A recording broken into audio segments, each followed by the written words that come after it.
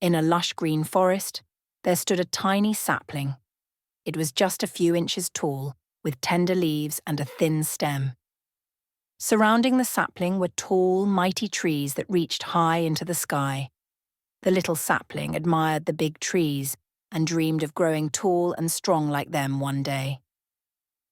Every morning the sun would shine warmly on the little sapling, and it would stretch its leaves toward the light. The rain would gently water its roots, and the sapling felt grateful for the care nature provided. However, the little sapling noticed something different about itself. Unlike the tall trees that stood firm and strong, the sapling was delicate and swayed even in the lightest breeze. One day, a wise old tree nearby noticed the little sapling's concern.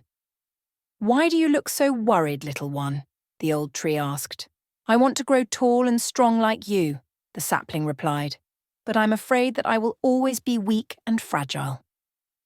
The old tree smiled kindly and said, "Patience, little sapling. Strength doesn't come overnight. You must endure the challenges that come your way, and with time, you will grow strong." The little sapling took the old tree's words to heart. It continued to soak in the sunlight, drink the rainwater, and sway with the gentle breezes. But it still couldn't shake its worry. One evening, dark clouds gathered in the sky, and the wind began to howl through the forest. The little sapling trembled in fear as the wind grew stronger and stronger. It watched as the mighty trees stood tall, their branches barely moving despite the fierce wind. The sapling tried its best to stay upright, but it felt itself bending under the pressure. "Hold on, little one," the old tree called out. "This storm will pass, but you must stay rooted in the ground." The wind continued to rage through the night. The sapling bent and twisted, feeling like it might break at any moment. But it remembered the old tree's words and held on tightly to the earth with its roots. Finally, after what seemed like an eternity, the wind began to calm down.